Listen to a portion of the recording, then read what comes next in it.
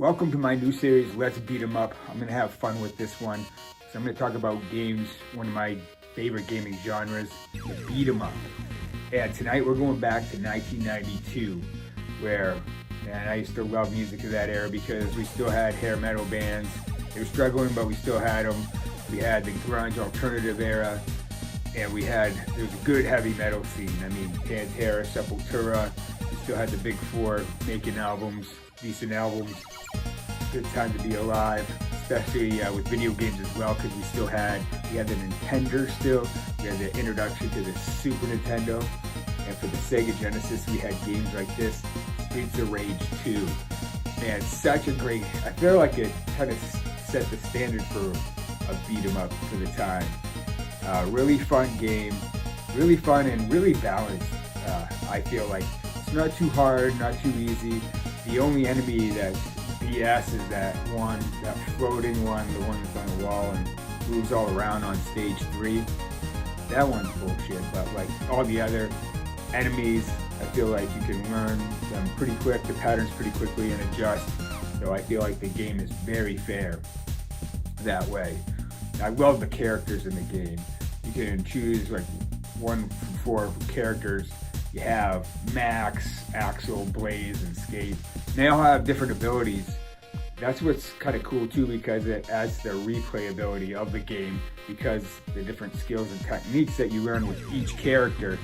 So if you want to beat the game with a different character, you definitely have to attack the game a little bit differently with each character, because they have their own style in terms of what they can do.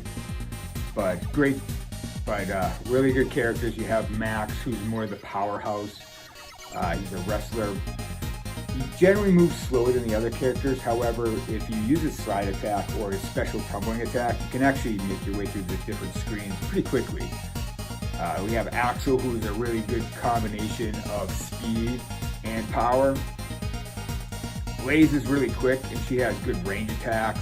Where you have Skate, where he is super fast and can make his way across the screen and really quickly. Has actually some cool moves. And I mean, why don't we bring back rollerblades? Like, whatever happened to those?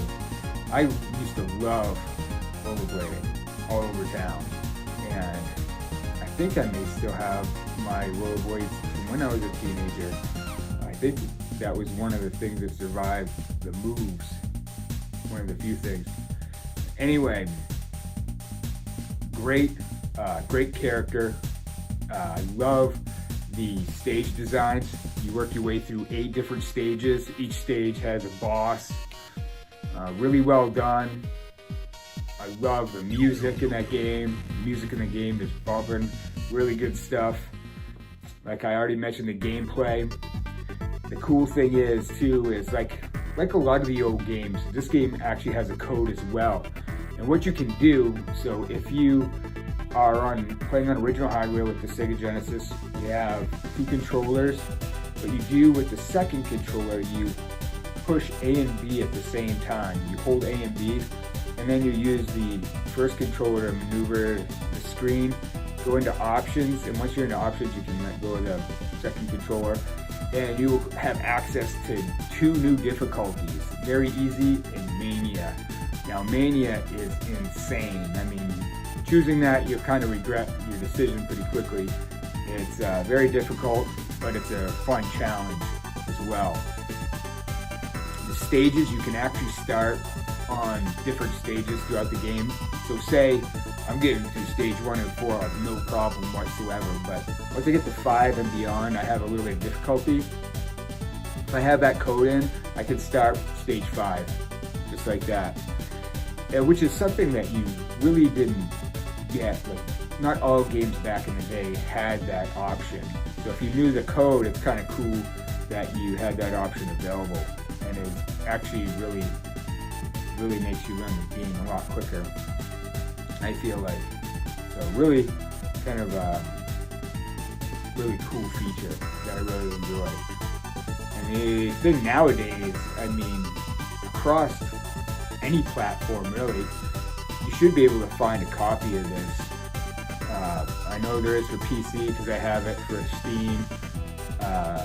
and other consoles as well. I know they have collections and things like that of that game.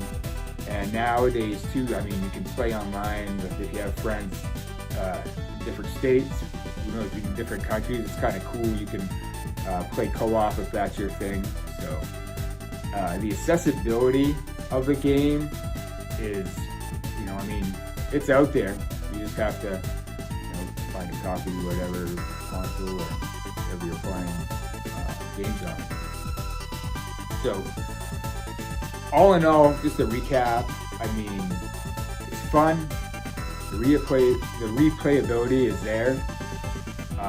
It's not, like I said, it's I feel like well balanced. So you should be able to figure it out and beat it. Let's see, and it's an all-around good time. The accessibility is there, and you can't beat that. And I think I pretty much covered everything. But really great game. Highly recommend if for some reason you have never played the game before. Definitely try it out. And that's going to do it for this episode, the first one of Let's Beat 'em Up. So I'm excited about this series because I'm not just going to do old beat 'em ups, you know, the usuals and stuff. There's a lot of really modern beat 'em ups that I really enjoy as well. So it's going to be a mixture of old and new. And in the comments too, if you've played a cool beat 'em up, put it in the comments. I might not know about it. Somebody else may not know about it. And I'm always up for looking for a new beat 'em up. So until next time, see you.